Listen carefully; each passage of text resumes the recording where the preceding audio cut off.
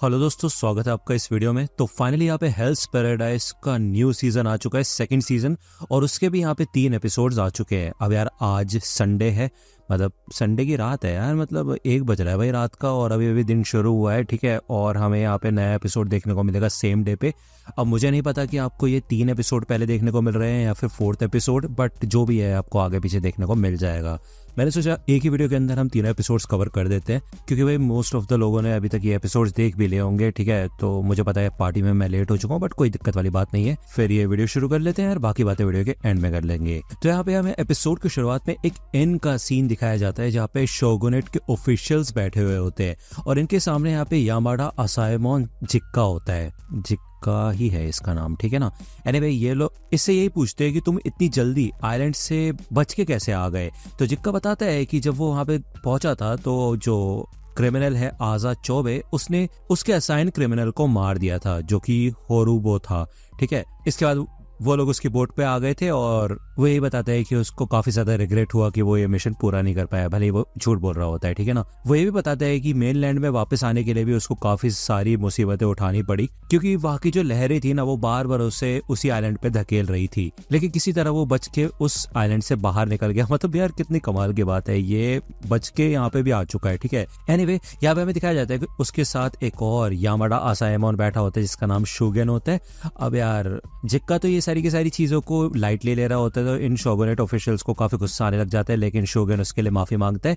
अब यार ये लोग यहाँ पे शोगुन को भी बोलने लग जाते हैं, लेकिन एक बंदा बताता है कि तुम थोड़ा सोच समझ के बोलो उसके सामने, क्योंकि भाई शोगुन के ऐसा लगता है रिस्पेक्ट है और वो काफी खतरनाक इंसान है। एनीवे ये दोनों ही एक दूसरे का साथ देते हैं और आपस में बातचीत करते हैं और यहाँ से बाहर निकल जाते हैं। इसके बाद ये लोग जब यहाँ पे आते हैं ना, तो जिक्का यही कहता है कि उसको एक चीज काफी बुरी लगती है कि शोगुनेट असाएमोन को बिल्कुल अपने प्यादे की तरह समझती है, कि भाई ये लोग और लोगों को भेजने की प्लानिंग कर रहे हैं। लेकिन शोगुन बताता है कि नहीं, ऐसा कुछ भी नहीं होने वाला है, क्योंकि शोगुन अब किसी भी असाएमोन को वहां पे नहीं भेजेंगे, बल्कि इवागाकुरे के निंजास को वहां पे भेजेंगे, ठीक है। अब आपको पता होगा यार, ये बात हमें गाबिमारू ने भी बताई थी, मतलब उसको ये बात पहले से पता होती है, ठीक है ना।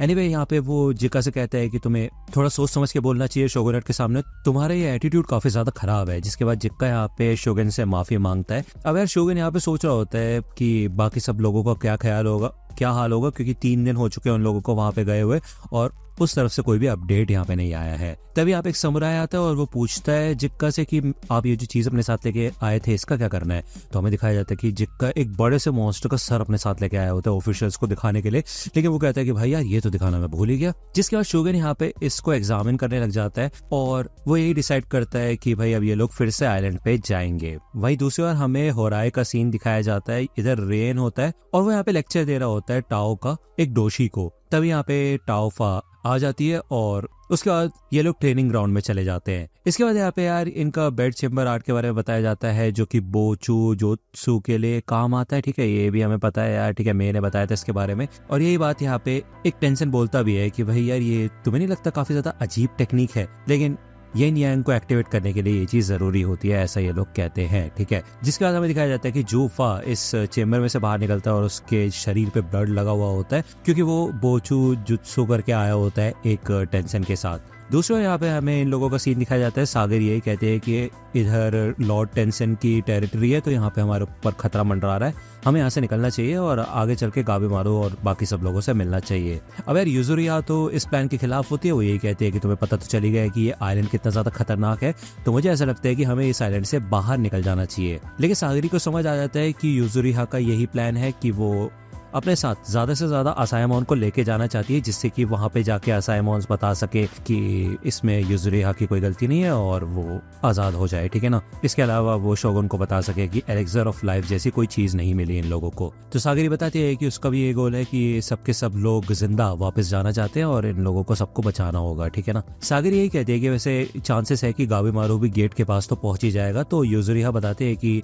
उसको थोड़े बहुत साइंस देखने को मिले थे गेट के पास कि वो यहाँ पे जरूर आया था, लेकिन मुझे एक बात बताओ कि तुम उसे उसके वाइफ के बारे में कैसे बताओगी। वही दूसरी ओर हमें एक वैली का सीन दिखाया जाता है। इधर मे गांतेत्सुसाई और फूची होते हैं। वही दूसरी ओर गाबिमारू समझने की कोशिश कर रहा होता है कि भाई वो इस आइलैंड पे कर क्या रहा है, और अगर ये एक मिशन है तो यहाँ पे चल क्या रहा है भाई। ये चीज यहाँ पे फूची नोटिस भी कर लेता है और वो पूछता है कि ओए तुम ठीक तो हो ना। तभी यहाँ पे इन लोगों का सामना आजा चौबे और टोमा से होता है। इनके साथ एक डोशी भी होता है जो कि ये लोग अपने साथ लेके आए होते हैं। जैसे यहाँ पे चौबे को समझ आता है कि ये लोग तो इंसान ही है, तो वो छूटते साथ ही इधर गाबीमारू के ऊपर अटैक करता है, किक मारता है उसके ऊपर, लेकिन गाबीमारू छूटते साथ ही यहाँ पे चौबे की गर्दन तोड़ देता है। अब यार ये लोग यहाँ पे लड़ना शुरू करते हैं, लेकिन मैं यही बताती है कि इस समय गाबीमारू पहली बात तो कमजोर है, उसका जो टाव है वो हिल चुका है। वही दूसरी ओर चौबे का टाव काफी ज्यादा खतरनाक है और बहुत ज्यादा अमाउंट का है, ठीक है ना।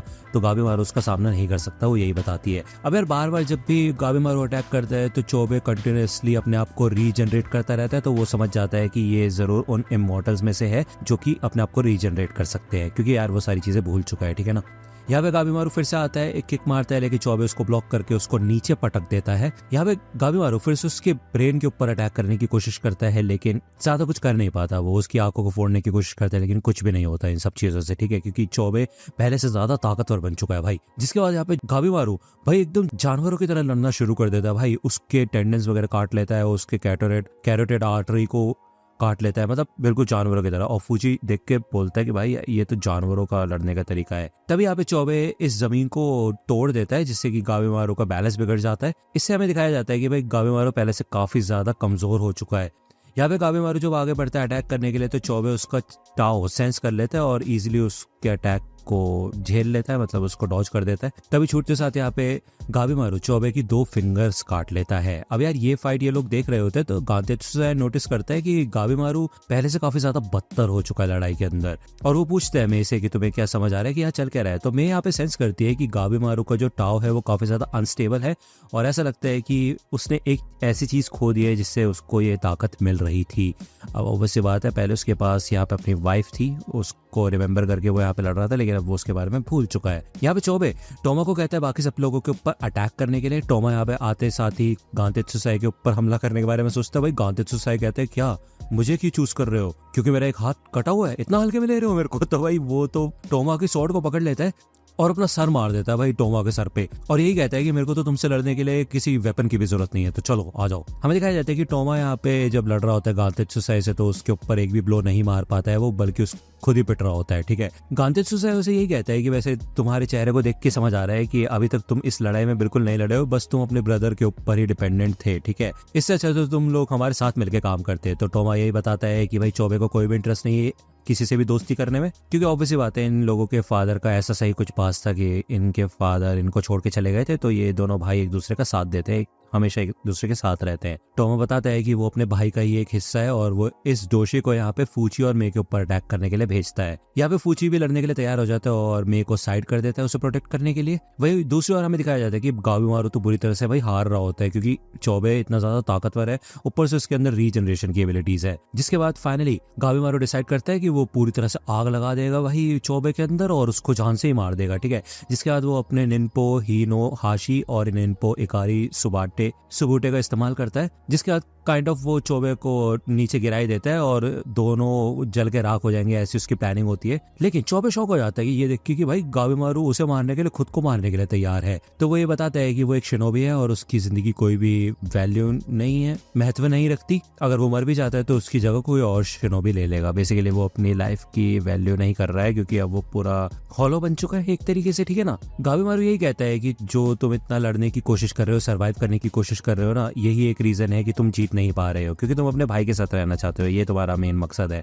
तो यार ये सुनते साथ ही तो चौबे पागल ही हो जाता है। उसे याद आता है कि यार उसे अपने भाई के साथ रहना है जिंदगी भर, तो वो अपना 100% देगा। और जिसके बाद भाई वो पूरी तरह से ट्रांसफॉर्म होने लग जाता है यार, उसके अंदर से पता नहीं कुछ ऑक्टोपस जैसे हाथ निकलने लग जाते हैं, अलग ही टाइप का क्रीचर बन जाता है भाई वो। अब यार ये लोग जब देखते हैं कि भाई चौबे बुरी तरह से ट्रांसफॉर्म हो चुका होता है, तो ये सबके सब यही लड़ाई देखने लग जाते हैं। इधर चौबे अपने टेंटिकल्स से अटैक करना शुरू कर देता है गाबीमारू के ऊपर। गाबीमारू भाई बार बार लगातार इन अटैक से बचता है। वो यहाँ पे इस पूरे एरिया को जलाने की कोशिश करते हैं, लेकिन भाई वो कुछ ज्यादा डैमेज कर नहीं पा रहा होता चौबे के ऊपर। यहाँ पे हमें दिखाया जाता है चौबे एक अलग ही वॉर्टेक्स के अंदर आ चुका होता है, उसे एहसास नहीं हो रहा होता कि उसके साथ क्या हो रहा है। बेसिकली उसका खुद के ऊपर कंट्रोल ही नहीं होता, तो वो यहाँ पे पूरी तरह से बस गाबीमारू को जान से मारने की कोशिश करता है। अब यार ये लोग यहाँ पे खड़े होकर यही सोच रहे होते कि गाबीमारू अपने टाओ का इस्तेमाल क्यों नहीं कर रहा, तो मैं यही कहती है कि वो अपने टाओ का इस्तेमाल कर ही नहीं सकता और इसी वजह से वो जीत नहीं सकता। अब यार जब गाबीमारू इधर बिल्कुल मरने के लिए तैयार होता है ना, तब उसको एकदम से एहसास होता है किसी का कि क्यों उसको ताकत नहीं मिल पा रही है, वो अपनी वाइफ को हल्का से याद करता है, लेकिन भाई एकदम से वो आगे बढ़ने लग जाता है, मतलब ठीक से याद नहीं करता अपनी वाइफ को, उसे ये मेमोरीज बिल्कुल पसंद ही नहीं आती। तो गांतेत्सु से कहता है कि भाई ऐसे ही लड़ता रहेगा तो मर जाएगा ये। गांतेत्सु से यही कहता है टोमा से कि तुम्हें पता है ना तुम्हारा भाई तुम्हारे लिए लड़ रहा है। तो यार ये चीज़ उसको रियलाइज हो जाती है। टोमा यहाँ पे इस लड़ाई के बीच में आ जाता है, जिस वजह से गलती से चोबे उसी को ही नुकसान पहुंचा देता है, मतलब उसको जख्मी कर देता है बुरी तरीके से। अब यार गावीमारू को यहाँ पे मौका मिलता है इन दोनों को ही खत्म करने का, तो वो यहाँ पे अटैक करने के लिए आगे बढ़ता है, लेकिन मे को समझ आ जाता है कि यार गावीमारू के अंदर बिल्कुल भी टाओ नहीं बचा है, अगर उसने ये अटैक किया ना तो वो मर जाएगा इसके बाद, जिसके लिए वो उसे बचाती है। यहाँ पे आगे बढ़ के वो एक काफी खतरनाक एनर्जी स्फीयर बना देती है, जिससे कि पूरी जमीन टूट जाती है लिटरली। गावीमारू किसी तरीके से अपने आप को बचाता है, लेकिन इनमें से एक उड़ता हुआ चट्टान का पीस वो लात मार के भाई चौबे को मारता है। चौबे तो यहाँ पे नीचे गिरने लग जाता है, भले उसकी ट्रांसफॉर्मेशन अनडन हो जाती है और टोमा इधर बच जाता है। हमें दिखाया जाता है कि ये पावर इस्तेमाल करने के बाद ना मे बहुत ज्यादा बड़ी हो चुकी होती है, इवन उसकी हालत बहुत बुरी तरह से खराब हो जाती है, उसके चेहरे पे रूट्स बनने लग जाती हैं, ठीक है ना। वही दूसरी बार हमें सागरी का सीन दिखाया जाता है। ये लोग यहाँ पे निकलने के लिए तैयार होते हैं ना, तो देखते हैं कि इधर काफी बड़े बड़े स्टैचूज हैं, आपको पता ही होगा। अब यार जो होको है ना वो यही सोच रहा होता है कि यार आज तक उसने कभी ऐसे इंसान नहीं देखे जो कि इतने ज्यादा ताकतवर है, ऐसे इंसान जो कि टेंशन को मार सकते हैं। पक्का ये लोग इस आइलैंड को अच्छे से चेंज कर सकते हैं, लेकिन क्या मैं तब तक ऐसा इंसान रहूंगा? इंसान तो नहीं, मतलब ऐसा रहूंगा। ये लोग जैसे इस गेट से बाहर निकलते हैं तो हमें दिखाया जाता है सामने से गांतेत्सु और ये बाकी सब लोग आ रहे होते हैं। ये सब के सब लोग यहाँ पे फाइनली रीयूनाइट हो जाते हैं और सागरी सोचती है कि यार टोमा के हाथ क्यों बांध रखे इन लोगों ने, और गावीमारू को क्या हुआ? ये लोग तो यहाँ पे अपने साथ एक दोषी भी पकड़ के लेके आए होते हैं भाई। इधर फूची पूछता है भाई टेंजा के बारे में, और सेंडा है ना दूसरे बंदे का नाम, मोटे का नाम, जो चश्मे वाला था, वो भी मर चुका होता है। तो यार ये सुन के फूची को भी बहुत बुरा लगा होता है। अब यार गावीमारू तो बिल्कुल भी चलने की हालत में नहीं होता। यहाँ पे सागरी देखती है कि मे बिल्कुल एक प्यारी सी छोटी सी बच्ची हुआ करती थी और अपनी पावर इस्तेमाल करने के बाद वो इतनी बड़ी हो चुकी है और उसकी हालत भी इतनी खराब है, तो यार वो उसको हक करती है आके, ठीक है ना। अब यार गांतेत्सु तो कहते हैं कि ये एक नंबर का बेकार बंदा है टोमा, ठीक है, तो इसको जिंदा रखने का कोई मतलब तो बनता नहीं है, इसे जान से मार देता हूँ मैं। तो यार सागरी कहते हैं कि अब मेरे सामने कोई भी जान से नहीं मरेगा, ठीक है, और अगर तुमने उसे छूने की कोशिश की तो तुम गए। तो यहाँ पे वो अपनी स्वॉर्ड लेके तैयार हो जाती है। गांतेत्सु कहता है कि अच्छा तो इतनी कमाल की बॉडी के बाद भी तुम लड़ भी सकती हो, क्या बात है। एनीवे यहाँ पे गावीमारू की हालत तो काफी ज्यादा खराब हो रही होती है, उसकी टाओ कंटिन्यूसली नीचे गिर रही होती है, ठीक है, तो यार उसके पास ज्यादा समय नहीं होता है, ऐसा लग रहा होता है, ठीक है ना। उसकी फिजिकल बॉडी तो डैमेज है, इवन उसका माइंड भी डैमेज है। तभी यहाँ पे गावीमारू होश में आ जाता है। अब जैसे वो देखता है ना आसपास इतने सारे लोग हैं जो कि उसी को देख रहे हैं, तो उसे समझ नहीं आता है भाई इनका क्या चल रहा है, लेकिन अभी के लिए उसको थोड़ा सा सिचुएशन को समझना पड़ेगा। शियोन कहते हैं देखो तुम ज्यादा हिलो मत, अगर तुम अपनी बॉडी पे स्ट्रेस डालोगे तो तुम मर जाओगे। तो गावीमारू इस चीज का आंसर देता है कि कोई बात नहीं, उससे मेरे को कोई फर्क नहीं पड़ता। तो यार ये सुन के ना एकदम शॉक हो जाती है सागरी, और वो यही पूछती है तुम हो कौन हो। ये सुन के ये सब लोग शॉक हो जाते हैं। मतलब सागरी ने उसके ऊपर इतनी रिसर्च की है ना कि वो उसको अच्छे से जान चुकी है, उसे पता है कि उसका एक पर्पस है, वो अपनी वाइफ से रियूनाइट होना चाहता है। तो वो ऐसा तो नहीं बोलेगा कि अगर मर गया तो कोई फर्क नहीं पड़ता। तो गावीमारू कहते तुम मुझे जानती हो, मैं हूँ गावीमारू हॉलो, और वो छूटते साथ यहाँ पे सागरी के ऊपर अटैक कर देता है, लेकिन सागरी को बचा लेते हैं फूची और शियोन, ठीक है ना। सागरी यही कहते हैं कि इसके जो टाव है वो तो अब नॉर्मल हो ही चुके हैं, और ये वो गावीमारू नहीं है जिसको मैं जानती हूँ, इसकी सोल बुरी तरह से टूट चुकी है। अब यार सागरी को तो बेचारी को बहुत बुरा लग रहा होता है। अब गावीमारू समझ नहीं पाता कि यार ये लड़की है कौन, और मतलब इसको देखने के बाद मेरे दिल में कुछ हो क्यों रहा है। अब यार देखो भाई सही बताओ तो मुझे नहीं पता कि गावीमारू की वाइफ है नहीं, को बहुत ज्यादा कंफ्यूजन मतलब मचाई जा रही है, लेकिन भाई सागरी और गावीमारू के भाई मैं नहीं करना चाहता, शिप नहीं करना चाहता, बट स्टिल जस्ट बता रहा हूँ, अच्छा है, मतलब सागरी अच्छी बंदी है।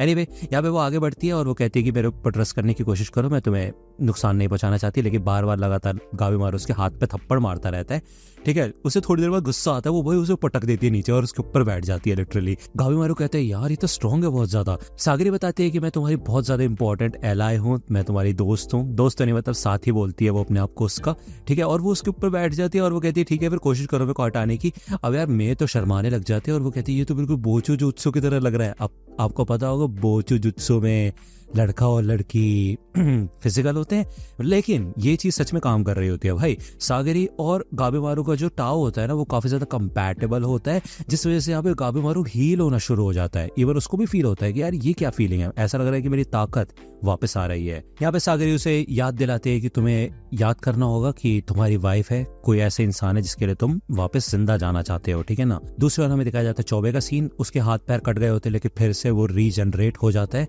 लेकिन उसके नीचे गिरते साथ ही हमें दिखाया जाता है काफी सारे मॉन्स्टर्स यहाँ पे आ जाते हैं। सोशन कहते हैं ना इन लोगों को जिनके अंदर दिमाग नहीं होता, वही। तो यहाँ पे चौबे कहता है ठीक है फिर चलो, अच्छा है मेरे कम से कम टाओ की प्रैक्टिस हो जाएगी इधर। दूसरी ओर हमें दिखाया जाता है कि ये लोग एक केव के अंदर आ जाते हैं। ये लोग यहाँ पे डिस्कस करते हैं कि कैसे इन्होंने मारा था टेंशन को, कि वो पूरी तरह से ट्रांसफॉर्म हो गया था और उसको मारने के लिए 5 लोग लगे थे, तो उनको मारना इतना भी आसान नहीं है। यहाँ पे गाबेमारू को भी धीरे धीरे अपनी मेमोरीज याद आती है कि गेट पे उसका सामना एक टेंशन से हुआ था, लेकिन ठीक से उसको सारी डिटेल्स याद नहीं होती है। अब यूजुरिया तो बार बार ये कह रही होती है कि हमें इस आइलैंड से निकल जाना चाहिए, क्यों, है ना। लेकिन गाबेमारू कहता है कि बस जिंदा जाना काफी नहीं होगा क्योंकि इससे मैं अपनी वाइफ से नहीं मिल पाऊंगा। तो यूजुरिया कहती है अच्छा हाँ, तो इसके बारे में क्या करना है अब। तो सागरी ये सारी की सारी बातें बता देती है। तो गाबेमारू को रियलाइज होता है कि अच्छा तो ये सब कुछ इल्यूजन था, मेरी असलियत पे कोई वाइफ नहीं है। ये बात तो चलो जब हम वापस जाएंगे तब मेरे को पता चल ही जाएगी कि ये बात सच है या नहीं, लेकिन हमें एलिक्सर ऑफ लाइफ तो ढूंढना ही पड़ेगा। तो यूजुरिया कहती है देखो उसका कोई फायदा नहीं है ना, क्योंकि अगर तुम्हारी वाइफ है ही नहीं तो तुम उसके बारे में कुछ जानते भी नहीं हो। तो गाबेमारू कहते हैं नहीं, मैं उसको फील कर सकता हूँ, उसकी बातों को, उसकी आवाज को, उसकी खुशबू को, यहाँ तक कि उसकी आवाज की टोन को भी मैं महसूस कर सकता हूँ, एक्सप्लेन करने की कोशिश कर सकता हूँ। इवन वो उसका नाम भी बता देता है कि उसकी वाइफ का नाम यूई होता है और वो कोई इल्यूजन नहीं है, वो सच में है। तो यार ये सुन के तो सागरी को काफी ज्यादा अच्छा महसूस होता है। मुझे नहीं पता उसे अच्छा महसूस हो रहा है बुरा लग रहा है, बट मैं अपनी कोई कहानी नहीं बनाना चाहता, बट जो भी है। तो गांतेत्सु कहता है कि अच्छा तो एक लड़की के चक्कर में हमारी वाट लगाएगा क्या। तो गाबेमारू कहता है कि वो कोई लड़की नहीं है, मेरी वाइफ है। तो गांतेत्सु कहता है क्या बात है, तुम तो असली मर्द हो यार, मैं तुम्हें पसंद करता हूँ, तो चलो फिर ठीक है, मैं तुम्हारा साथ देने के लिए तैयार हूँ इस जर्नी में, ठीक है। तो यहाँ पे जब गाबेमारू अपने दिल की बातें कर रहा था तो हमें बताया जाता है कि उसके अंदर की जो स्ट्रेंथ थी, उसका जो टाओ था वो बढ़ने लगा था, और यही चीज़ उसको और भी ज़्यादा ताकतवर बनाती है क्योंकि वो अपनी कमजोरी और ताकतवर चीज़ों को दोनों को ही एक्सेप्ट कर रहा है। और इसकी इतनी छोटी सी बॉडी में इतना ज़्यादा टाव है, उसे ये बात पता नहीं है। हमें दूसरी ओर दिखाया जाता है चौबे का सीन, उसने इन सब शोशिन्स को मार दिया होता है, लेकिन तभी पीछे से एक टेंशन आ जाता है। अब ये वही है ना, रियन है मेरे ख्याल से, है ना। वो ये कहता है कि तुम ही हो जिसने मोडान को मारा था। इससे पहले कि चौबे यहाँ पे कुछ कर पाए तभी यहाँ पे रियन उसको बुरी तरह से जख्मी कर देता है, उसका हाथ चीर देता है, लेकिन पलक झपकते ही यहाँ पे चौबे अपने आप को हील कर लेता है। दूसरा यहाँ पे हमें फूची का सीन दिखाया जाता है। अब आपको पता होगा उसने अपने साथ इस डोशी को पकड़ रखा था, है ना। वो उसको जाने नहीं दे रहा था क्योंकि उसको लोगों को काटने पीटने में मजा आता है, मतलब मॉन्स्टर्स तो नहीं होते ना, तो लोगों को ही आता होगा, है ना। ये एक असाइमोन है, आपको पता है। लेकिन वो यहाँ पे इस डोशी को यहाँ से जाने देता है। वो कहता है कि मैं अब तुम्हें छोड़ रहा हूँ, तो जल्दी से यहाँ से भाग जाओ। ये लोग देखते हैं कि इधर मे की कंडीशन काफी ज्यादा खराब हो रही होती है क्योंकि उसने अपनी ज्यादा ही पावर का इस्तेमाल कर लिया होता है। तो फूची इधर कुछ मेडिसिन वगैरह बनाने की कोशिश करता है, वो ये कहता है लेकिन उसके बदले में तुम्हें हमें बताना पड़ेगा अपने बारे में और टेंशन के बारे में, तुम लोग चाहते क्या हो और तुम्हारा मेन पर्पस क्या है, गोल क्या है तुम्हारा, ठीक है ना। दूसरी ओर हमें दिखाया जाता है कि गाबेमारू इन चारों को यहाँ पे बैटल फील्ड में लेके आ गया होता है, मतलब बाहर लेके आ गया होता है, और वो कहता है कि मेरे को प्रैक्टिस करनी है, तो चलो फिर आओ सबके सब मेरे ऊपर हमला करो। अब यहाँ पे भाई ये 4 लोग होते हैं, गांतेत्सु होता है, टोमा होता है, ओके, शियोन और निरोगाए। तो बेसिकली ये लोग यहाँ पे होते हैं, और गांतेत्सु को तो भाई मजा ही आता है लड़ने में, लेकिन वो यहाँ पे अपनी स्वॉर्ड से टोमा की रस्सियों को काट देता है और वो ये कहते हैं तुमने कुछ भी चालाकी की ना तो तुम्हारी वाट लगा दूंगा मैं। अब यहाँ पे गाबेमारू समझने की कोशिश करता है कि टाओ कैसे वर्क करता है, इसी वजह से वो ये लड़ाई लड़ना चाहता है इन लोगों के साथ, ठीक है। जिसके बाद हमें दिखाया जाता है कि भाई टोमा तो अपने किलिंग इंस्टिंक्ट से ही आता है, क्योंकि गाबेमारू ने इसको बोला था कि तुम मुझे जान से मारना ही चाहते हो, तो उसी इंस्टिंक्ट से तुम मेरे ऊपर हमला करना। तो गाबेमारू कहता है ठीक है फिर, अब मेरे को अपनी आंखों का इस्तेमाल नहीं करना बल्कि टाओ को महसूस करने की कोशिश करनी है। यहाँ पे वो ये सारे के सारे अटैक्स इजीली डॉज करता है, इवन गांतेत्सु का भी अटैक वो डॉज कर देता है। निरोगाए भी इधर आ जाती है फाइनली, लेकिन एक ही अटैक के बाद वो निरोगाए को साइड में हटा के इन तीनों को पछाड़ देता है भाई, लिटरली। काफी कमाल की एबिलिटीज है गाबेमारू की, और हमें दिखाया जाता है कि वो है ताकतवर सच में। ये बात शियोन को भी पता चल जाती है, लेकिन वो यही सोचता है कि ये है तो एंड में क्रिमिनल ही, तो क्या हम इसके ऊपर भरोसा कर सकते हैं। अब यार टोमा काफी ज्यादा इंप्रेस हो जाता है, तो वो गांतेत्सुसाई के पास आता है और वो नीचे बैठ जाता है। वो ये कहता है कि प्लीज मेरे को क्या तुम सिखाओगे कि असली बैटल में लड़ते कैसे और स्वॉर्ड कैसे चलाते हैं। मुझे पता है ये काफी ज्यादा शर्मनाक है मेरे लिए, लेकिन प्लीज। अब यहाँ पे बार बार गांतेत्सुसाई इसका मजाक उड़ा रहा होता है कि तुम बाल लंबे करके घूम रहे हो, तुम लड़कियों की तरह हो। तो यहाँ पे छूटते साथ ही टोमा अपने पूरे के पूरे बाल इस तलवार से काट देता है और वो बोलता है कि प्लीज मेरे साथ लड़ो और मेरे को सिखाओ। तो गांतेत्सुसाई कहता है ठीक है, फिर मेरे पास और कुछ करने को है नहीं, तो चलो फिर तलवार उठाओ, चलो मेरे साथ। दूसरी ओर हमें रियन का सीन दिखाया जाता है और वही कहता है कि तुम्हें फेंका तो गया तो स्पिट में, लेकिन ऐसा लगता है कि तुम्हारा टाओ मिक्स हो चुका है इस आइलैंड के टाओ के साथ। और अक्सर ऐसा होता है कि इंसानों का टाओ हार जाता है और इसी वजह से उनका टैन बन जाता है, लेकिन तुम्हारा कॉन्शियसनेस अभी भी बना हुआ है, जो कि काफी ज्यादा कमाल की बात है। हमें दिखाया जाता है कि वो एक काफी खतरनाक अटैक प्रिपेयर करता है और चौबे को अटैक करना शुरू करता है, लेकिन चौबे इन सब के सब अटैक से बच जाता है। अब उसे पता होता है कि भाई अगर वो दोबारा से ट्रांसफॉर्म हुआ ना तो हो सकता है वो अपने आप को कंट्रोल ना कर पाए, लेकिन रियन को हराने के लिए उसे ट्रांसफॉर्म होना होगा, बस उसे फोकस करना होगा। तो यहाँ पे वो आगे बढ़ता है अटैक करने के लिए रियन के ऊपर। वो कहता है ठीक है, फिर अभी तक मेरा फोकस बना हुआ है तो मेरे को जल्दी से जल्दी इसको जान से मारना होगा।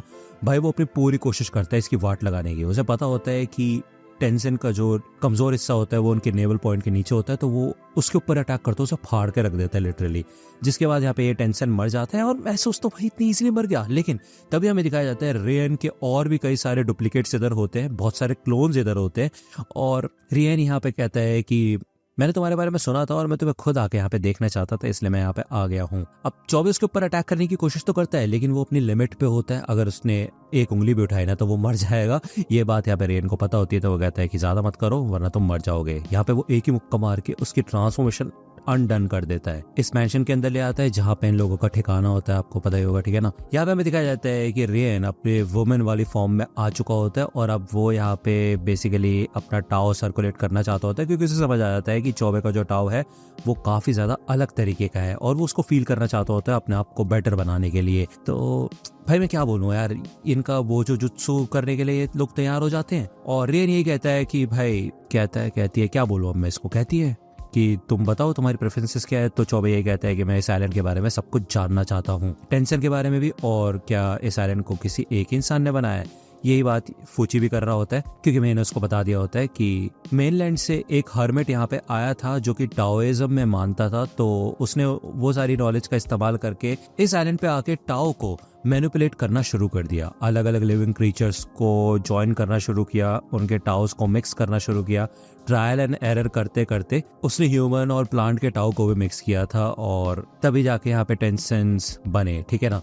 मैं यही बताती है कि इन सबकी अपनी टेक्निक्स होती है और इस समय टेंशन भी एक ऐसी चीज बना रहे हैं जो कि उनके लिए जरूरी है। मतलब वो ठीक से अभी कंप्लीट नहीं हुआ है, डेवलपमेंट के अंदर है, वही एलेक्सर ऑफ लाइफ जिसके लिए ये लोग यहाँ पे आए हैं। ओके, तो ये जो टैन ये लोग बनाते हैं, ये लोगों को जान से मार के बनाते हैं, पिट में डाल देते हैं जिससे कि फ्लावर्स में वो लोग मिक्स हो जाते हैं, ठीक है। तो ये जो एलेक्सर ऑफ लाइफ है एक तरीके से किसी और इंसान की जिंदगी को हम अपना बना रहे हैं, ठीक है ना। कोई और इंसान मर गया, उसे मार दिया, तो उसकी जिंदगी को ये कलेक्ट कर रहे हैं, ठीक है ना। ये मान लो तुम, सिंपल सी बात है, यही है एलेक्सर ऑफ लाइफ। साथ के साथ इन लोगों को वो ये भी बताती है कि टेंशन भी अपने टाओ को ज्यादा इस्तेमाल नहीं कर सकती, क्योंकि अगर वो एक बार में ज्यादा टाओ का इस्तेमाल कर लेते हैं तो वो जान से भी हाथ धो बैठ सकते हैं, मर सकते हैं। ओके, अब ये लोग पूछते हैं मेरे से कि अच्छा अगर इन लोगों को ये मिल जाता है एलेक्सर ऑफ लाइफ तो उसके बाद उनका मेन पर्पस क्या है। तो मैं कहती है नहीं, मेरे को उसके बारे में नहीं पता। ऐसा हो सकता है कि ग्रैंड मास्टर शुफू को पता हो इस बारे में, जो वो चाहते थे वही होगा। तो यार ये लोग सोचते हैं कि भाई वो शुफू कौन है। तो फूची बताता है कि वही है यार शुफू जिसने टेंशन को बनाया और इस आइलैंड को बनाया, जो एक्सपेरिमेंट कर रहा था इतने सालों से। ऐसा कहा जाता है कि वो अमृत की तलाश में निकला था 3000 बच्चों को अपने साथ लेके, उनके साथ साथ 100 क्राफ्ट्समैन भी थे। वो ईस्टर्न सी की तरफ गए थे, उसके बाद वो गायब हो गए थे। ऐसा कहा जाता है कि वो हजारों सालों से जिंदा है। हमें दिखाया जाता है शुफू का सीन, और यही सारी बातें रियन भी बता रही होती है चौबे को। वही बताते हैं कि ये सिर्फ एक गार्डन है इमॉर्टल लोगों को बनाने का, और सबके सब लोगों को एक पर्पस से बनाया गया है। हॉको को इसलिए बनाया गया जिससे कि देखा जा सके कि इमॉर्टल्स कैसे जीते हैं। अब उन्हें कंट्रोल में रखने के लिए सोशिन को बनाया गया, जिससे कि टाओइज्म सिखा सके होको को, और ऑर्डर बनाया जाए। तो हम सब लोगों को किसी न किसी तरीके से बनाया गया है। रेन बताती है कि हर चीज के अंदर टाओ होता है, हर एक चीज के अंदर, फिर चाहे वो जीवित हो या फिर मरी हुई चीज हो, बस ये है कि जो नॉन लिविंग चीज़ें होती है उनके टाओ को मैनिपुलेट करना ज़्यादा आसान होता है। और वो ये कहती है कि वो चौबे के टाओ को स्टडी करना चाहती है। तो यार चौबे कहते हैं कि अच्छा तुम मेरे ऊपर रिसर्च करोगे और उसके बाद क्या करोगी, इस आइलैंड पे मौजूद हर इंसान को एलेक्सर ऑफ इमॉर्टैलिटी बना दोगी। तो रियन कहती है नहीं, मेनलैंड पे मौजूद सारे इंसानों को। तो मतलब आपको पता चल गया होगा एलेक्सर ऑफ लाइफ बनाने के लिए इंसानों की जरूरत है। उनको निचोड़ के ये लोग उनका निचोड़ेंगे नहीं, उनको उनकी लाइफ फोर्स को ये सक कर लेंगे, उसके बाद टैन बना देंगे। तो रियन यहाँ पे चौबे को ये ऑफर देती है कि अगर तुम हमारे साथ मिल जाओगे तो मैं तुम्हें टैन बनाने के बजाय अपने साथ जॉन करा लूंगी। अब यार चौबे तो कंफ्यूज हो जाता है। वो ये सोचता है कि यार इस समय वो इतना ताकतवर तो है नहीं कि उसको जान से मार सके, तो उसे इस ऑफर को एक्सेप्ट कर लेना चाहिए। क्या उसे क्या करना चाहिए, लेकिन ऑब्वियस बात है वो अपने भाई को अकेला नहीं छोड़ सकता। तो ये लोग यहाँ पे बोचू जुत्सु को शुरू कर देते हैं। दूसरी बार हमें दिखाया जाता है मे की जो कंडीशन होती है काफी ज्यादा खराब होने लग जाती है। उसका टाओ काफी ज्यादा तरीके से घिर चुका होता है। अब आपको पता होगा यार कि गाबिमारू एक तरीके से हील हो गया था सागिरी के साथ। बोचू जुत्सु तो नहीं किया था उसने, मतलब ये दोनों एक दूसरे के ऊपर चढ़े हुए थे, मतलब सागिरी चढ़ी हुई थी। तो इस मेथड के बारे में बात करते हैं लोग, लेकिन मे कहती है नहीं, वो मेथड मेरे ऊपर काम नहीं करेगा क्योंकि रेन ने मेरे टेंडन यानी कि मेरे ओव्यूल को डिस्ट्रॉय कर दिया था। वो बताती है कि रेन और मे ग्रैंड मास्टर शोफू के पहले स्टूडेंट्स थे, उनके डिसाइपल्स थे। जिसके बाद रेन एक गलत रास्ते पे चला गया, उसने काफी सारे लोगों को मार दिया था और मे उसको रोक नहीं पाई, जिसके बाद उसने उसके ऊपर अटैक किया और उसी वजह से यहाँ पे मे भाग गई थी होराई से। यहाँ पे हमें दिखाया जाता है मे की बॉडी पे ये रूट्स फैलने लग जाती है। तो होको यही कहता है कि तुम मेरे टाओ का इस्तेमाल कर सकते हो, लेकिन अगर ऐसा वो करेंगे तो भाई होको भी मर जाएगा। होको बताता है कि वो कई सेंचुरीज पहले मिला था मे से। पहले उसकी वाइफ और बेटी हुआ करती थी, लेकिन वो दोनों ही ट्री बन गए थे। धीरे धीरे करके विलेज के सारे लोग ट्री बन गए और जब यहाँ पे होको को लगा कि उसका समय आ गया है, वो भी ट्री बन जाएगा, लेकिन तभी उसे मे दिखी थी। मे में उसको अपनी बेटी दिखाई थी, जिस वजह से उसने उसको पालना पोसना बड़ा करना शुरू कर दिया था। अपना फैमिली की तरह रखता था वो उसको, लेकिन असलियत में वो सिर्फ अपने बारे में सोच रहा था। वो अपनी बस बेटी चाहता था। उसने मे के फायदे के बारे में कभी भी कुछ नहीं सोचा। तो यहाँ पे उसको रिग्रेट हो रहा होता है, तो वो अपना प्रायश्चित करना चाहता होता है। लेकिन मे कहती है नहीं, ऐसा नहीं है, मेरे को आपके साथ रह के काफी अच्छा लगा, आप मेरे लिए असली फैमिली थे। ये दोनों ही बुरी तरह से रो रहे होते हैं। फाइनली यहाँ पे मे होको के टाओ का इस्तेमाल करके खुद को रिचार्ज कर लेती है बोलूं, ठीक है, लेकिन होको मर जाता है और अपने पिता को वो गुड बाय बोल देती है, यानी कि होको को, और फिर से एक बच्ची बन जाती है। तो यार ये हो गए 3 एपिसोड, ठीक है ना। अब 4th एपिसोड यार आज रात को आ जाएगा। अब मुझे नहीं पता, हो सकता है मैं पहले ही डाल चुका हूँ और हो सकता है कि अभी हो टाइम आने में, लेकिन जैसे ही आएगा मैं वैसे वीडियो बना दूंगा। तो यार बहुत मेहनत लगी है इस वीडियो को बनाने के लिए, रात भर जाग के वीडियो बनाई है। तो प्लीज लाइक कर देना, सब्सक्राइब कर लो अगर चैनल पे नए हो तो। मिलता हूं आपसे अगली वीडियो में, तब तक के लिए गुड बाय।